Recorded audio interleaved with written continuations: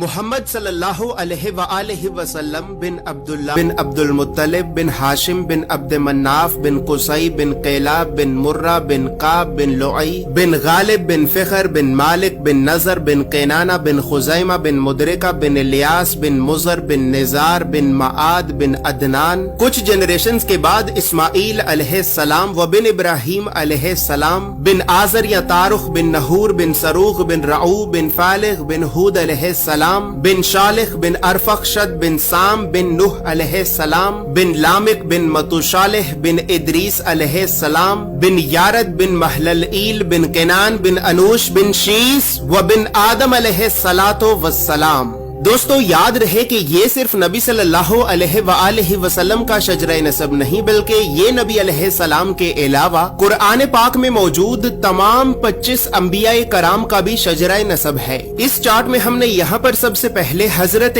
آدم علیہ السلام سے لے کر نبی صلی اللہ علیہ وآلہ وسلم تک تمام 25 انبیاء کرام کے ناموں کو ایک ترتیب کے ساتھ لکھا ہے اور پھر ہر نبی کا قرآن پاک میں کتنی مرتبہ نام لے کر ذکر کیا گیا ہے. ان تمام انبیاء کرام کو لوگوں کی ہدایت اور رہنمائی کرنے کے لیے جن علاقوں اور شہروں کی طرف بھیجا گیا تھا تو ہم نے اس چارٹ میں ان تمام علاقوں اور شہروں کے ناموں کو بھی لکھا ہے. اور سب سے خاص بات یہ ہے کہ یہاں پر ہم نے سبز رنگ سے نبیوں کے ناموں کو لکھا ہے اور سرخ رنگ سے رسولوں کے ناموں کو لکھا ہے تاکہ آپ کو بآسانی معلوم ہو سکے کہ ان 25 نبیوں میں سے نبی کون تھے اور رسول کون تھے. اس کے علاوہ اس چارٹ میں ہم نے اللہ رب العزت کے 99 صفاتی نام اور پھر ان ناموں کے نیچے ہم نے ڈیبیٹڈ پروفیٹس یعنی ان 10 نبیوں کے ناموں کو بھی لکھا ہے کہ جن 10 نبیوں کے نبی ہونے کے بارے میں تمام مسلمان علماء میں اختلاف پایا جاتا ہے کیونکہ ان 10 نبیوں کو قرآن پاک میں کہیں پر بھی نبی نہیں کہا گیا ہے. اس کے علاوہ چارٹ میں موجود سرخ رنگ 5 اولو العزم نبیوں کو ریپرزینٹ کرتا ہے جبکہ بلو کلر بنی اسرائیل کے نبیوں کو ریپرزینٹ کرتا ہے. اور اسی طرح 25 نبیوں میں سے 23 نبی ایسے بھی ہیں کہ جن کا ذکر قرآن کے علاوہ تورات، زبور اور انجیل میں بھی موجود ہے.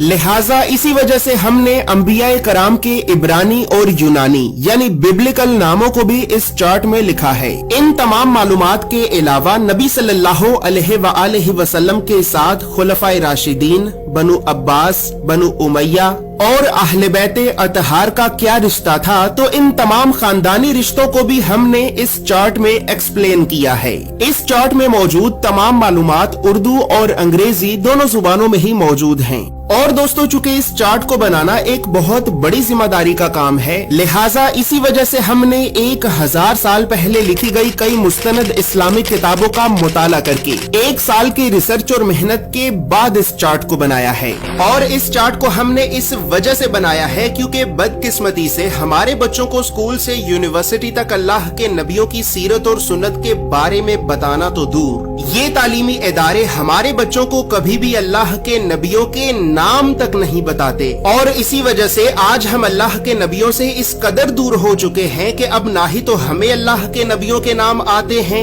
اور نہ ہی ہماری اولاد کو. لہٰذا گھر کے ماحول کو اسلامی اور علمی اعتبار سے بہتر کرنے کے لیے اور بچوں میں بچپن سے ہی انبیاء کرام کے بارے میں جاننے کا اور تحقیق کرنے کا شوق پیدا کرنے کے لیے ہم نے اس چارٹ کو بنایا ہے. اور اس چارٹ کے لیے ہم نے سب سے مہنگے، مضبوط اور پریمیم کوالٹی کے 260 گرام کے premium RC photo lustre paper کو استعمال کیا ہے. یہ ایک اتنا بہترین پیپر ہے کہ ٹیوب ویل کے پانی کے اتنے زبردست پریشر کے باوجود بھی پانی اس پیپر کے آر پار نہیں ہو سکا اور اس پیپر پر مسلسل زوردار پنچ مارنے کے باوجود بھی یہ پیپر نہیں پھٹا. یاد رہے کہ ہمارا یہ کوئی دعویٰ نہیں ہے کہ یہ کوئی واٹر پروف یا کوئی بلٹ پروف پیپر ہے کہ جو پھٹ نہیں سکتا، بلکہ ہمارا مقصد آپ کو اسلامک چارٹس کی مضبوطی اور کوالٹی دکھانا ہے کیونکہ ہماری معلومات کے مطابق پاکستان میں اس وقت اس پیپر سے زیادہ بہترین اور کوئی بھی دوسرا پیپر موجود نہیں ہے.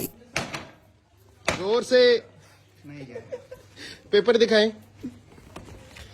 اچھا پیپر پھٹا نہیں ہے، بس یہ نشان آئے یہ تو کسی چیز پہ بھی آ جائیں گے. یہ پاکستان میں سب سے مضبوط ترین پیپر ہے. اور اسی طرح دوستو اسلامک چارٹس کو پرنٹ کرنے کے لیے ہم لوکل انک کی بجائے میڈ ان جاپان کی برانڈڈ انک کا استعمال کرتے ہیں. یعنی برانڈڈ انک اپنی کوالٹی کی وجہ سے 40 گنا مہنگی ہوتی ہے.